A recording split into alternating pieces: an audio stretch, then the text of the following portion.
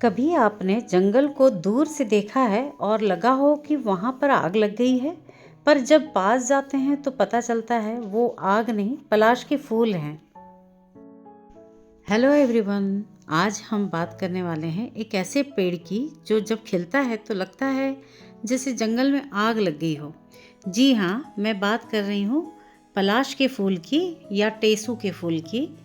इस जैसे flame of the forest भी कहा जाता है। ये देखने में देखिए एकदम ऑरेंज कलर, नारंगी सा कलर है, जिसमें लगता है जैसे एक शोले के कलर होते हैं, आग के शोले जैसे, उस टाइप का कलर लग रहा है। देखिए, इसका साइंटिफिक नेम बुटिया मोनोस्पर्मा है और इसका कॉमन नेम पलाश, टेसू या ढाक होता है। और इसका फ्लावरिंग सीजन होता है फरवरी से अप्रैल तक, यानी इसी के बीच में होली का भी टाइम होता है। ये सिर्फ एक पेड़ नहीं, ये भक्ति का रंग है और परंपरा का रंग है। इस पेड़ की सबसे खास बात यह है कि ये बिना पत्तों के भी फूल देता रहता है। सिर्फ तीखे नारंगी रंग के फूल जैसे हिम्मत का रंग है। होली के नेचुरल रंग इसी के फूल से बनाए जाते हैं। नेचर का अपना इको फ्रेंडली गिफ्ट है ये फुल सनलाइट में ग्रो करता है, कम पानी में भी सरवाइव करता है और फरवरी से अप्रैल तक अपनी रोशनी फैलाता है। आपने बरसाने की होली के बारे में तो सुना ही होगा। बरसाने की होली में पलाश के फूल से बना हुआ नेचुरल रंग का पानी इस्तेमाल किया जाता है। इसमें यहाँ पे पलाश या टेसू के फूल से बने हुए पानी से ही रंग बनाया जाता है। इन फूलों को रात भर, वहाँ वृंदावन में जब ये होली खेली जाती है तो रात भर इन फूलों को गर्म पानी में भिगो के रखा जाता है और फिर दूसरे दिन सुबह कढ़ाई में उसको उबाला जाता है और फिर इस तरह से छान के इसका ये पानी निकाल के इस रंग को सारे भक्तों पे इसका छिड़काव किया जाता है बरसाने की होली में। ये बरसाने की मेन होली होती है। ये सूखे फूल हैं पलाश के और इन सूखे फूलों को भी पानी में भिगो के नेचुरल कलर तैयार किया जाता है। इस तरह से भिगो के और उबाल के एक बहुत प्यारा केसरिया कलर तैयार होता है और इसमें इसके पानी में हल्दी भी मिलाया जाता है वहाँ पे और थोड़ा सा चूना भी मिलाया जाता है। और ये स्किन फ्रेंडली होता है इसलिए क्योंकि ये बिल्कुल नेचुरल होता है, इसीलिए इसका कलर या इसका पानी बिल्कुल नेचुरल और स्किन फ्रेंडली होता है। ये रंग सिर्फ रंग नहीं होता, ये राधा रानी के शहर की परंपरा होती है। और बांके बिहारी मंदिर में भी होली के अवसर पर ये पलाश के या टेसू के फूल से बना हुआ रंग का पानी भक्तों पर पूरी तरह से छिड़का जाता है। सोचिए, जब ठाकुर जी के दरबार में नेचुरल फूलों का रंग उड़ता है, वो दृश्य कितना दिव्य होता होगा। यहाँ केमिकल कलर्स नहीं, नेचर का दिया हुआ रंग चलता है। पलाश के फूल बर्ड्स और बीज को भी अट्रैक्ट करते हैं। ये बायोडाइवर्सिटी के लिए बहुत इम्पॉर्टेंट ट्री है। वैसे इसको ज़मीन में ही लगाया जाता है पलाश के पेड़ को। इसे पॉट में ग्रो करना प्रैक्टिकल नहीं है, तो रेगुलर प्रूनिंग की ज़रूरत नहीं होती है इसमें और ज़्यादा फर्टिलाइज़र की भी ज़रूरत नहीं होती है पलाश के पेड़ में या फूल में। इसकी कई मेडिसिनल वैल्यू भी होती है। इसके स्किन प्रॉब्लम में ये हेल्पफुल रहता है, एंटी इन्फ्लामेटरी प्रॉपर्टीज़ होती है। स्टमक रिलेटेड प्रॉब्लम्स में भी इसका यूज़ होता है और flower powder natural cooling effect देता है। इसीलिए इसके फ्लावर से पहले के ज़माने में जब होली खेली जाती थी तो इसके फ्लावर से ही कलर बनाया जाता था। इसको जैसे देखिए, मैंने इसके कुछ फ्लावर्स तोड़ के इस तरह से पानी में डाले हैं मैंने, और ये इसको मैं रात भर रखती हूँ और उसके बाद उसको छान के उसका पानी जो निकलता है वो होली के खेलने के लिए परफेक्ट होता है और नेचुरल कलर से होली खेलने के लिए।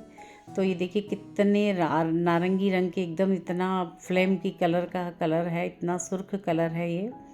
और इसके फ्लावर्स मैं तोड़ के पूरे पानी में डाल रही हूँ इस तरह से। और इसके पानी अगर मैं प्लांट्स में भी डालूँगी, दूसरे गार्डन में अपने प्लांट्स पे, तो भी ये बहुत फ़ायदेमंद होगा। आयुर्वेद के लिए तो ये फ़ायदेमंद है ही, आयुर्वेद में तो इसका यूज़ होता ही है। इसका पेड़ लक्ष्मी जी और अग्नि देव से जुड़ा माना जाता है। पलाश के पत्ते गिरने के बाद सीधे फूल आते हैं जो इसे और भी ड्रामेटिक बनाता है। मतलब इसमें पत्ते गिर जाते हैं तो फिर सीधे पत्ते आने के बजाय फूल ही आते हैं इसमें। पलाश के फूल या पेड़ का प्लांटेशन टिप्स यही है कि इसको बीज से उगाया जाता है, बीज लगाया जाता है, ज़मीन में लगाया जाता है तो ज़्यादा अच्छा है। और सीड्स को 24 घंटे पानी में भिगो कर लगाएं, उसके बाद ही अच्छा से ग्रो होगा। ये इसके बीज दिख रहे हैं, ये देखिए बीज निकाले गए हैं इनमें से। और डायरेक्ट ग्राउंड में लगाना बेस्ट होता है, और क्योंकि ये बड़ा पेड़ बनता है इसलिए इसको ग्राउंड में ही लगाना ज़्यादा बेटर होता है। ग्रोथ थोड़ी स्लो होती है पर एक बार एस्टेब्लिश हो जाए तो स्ट्रॉन्ग हो जाता है। और इस तरह से देखिए फ्लावर्स देता रहता है, इतने प्यारे ये फ्लावर्स लग रहे हैं। इस सीज़न में ये बहुत खूबसूरत, पूरा जंगल ये इस कलर से भर जाता है और लगता है कहीं दूर आग लग रही है, इतना रेड फ्लेम ये इसमें लगता है इसके कलर से। और इसको फुल सनलाइट चाहिए, डायरेक्ट सनलाइट चाहिए 6 से 8 घंटे की। और मिट्टी इसकी वेल्ड्रेन सैंडी या नॉर्मल गार्डन सॉइल होती है। और पानी तो कम से कम पानी में भी ये सर्वाइव कर लेता है। और टेम्परेचर इसका 20 से 40 डिग्री सेंटीग्रेड में ये इजीली ग्रो करता है। तो पलाश एक लो मेंटेनेंस ट्री होता है। ये इतना खूबसूरत लग रहा था, हम घूमने गए थे और ये पेड़ दिखाई दिए तो मैं उनमें से डालियाँ तोड़ के ले आई। और अब चूँकि होली का टाइम है, कल परसों में होली होनी है और होली खेली जाएगी, तो मैंने सोचा इसके फूलों से मैं नेचुरल कलर बनाती हूँ, नेचुरल रंग बनाऊँगी जो सबके लिए फ़ायदेमंद भी होगा और स्किन फ्रेंडली होता है।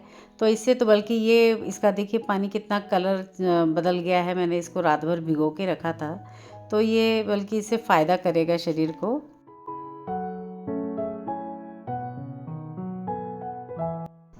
हमने इसके सारे फ्लावर्स तो निकाल लिए, फ्लावर्स तोड़ के निकाले मैंने, कुछ सीड्स के भी इस पे निकाल लिए थे, इसके सीड्स भी। तो हमने सोचा कि लगाएंगे हम अपने ग्राउंड में यहाँ पे। और ये देखिए मैंने सारे ही फ्लावर्स भिगो के रखे थे रात में भी, और कुछ अभी भी भिगो रही हूँ, डाल रही हूँ।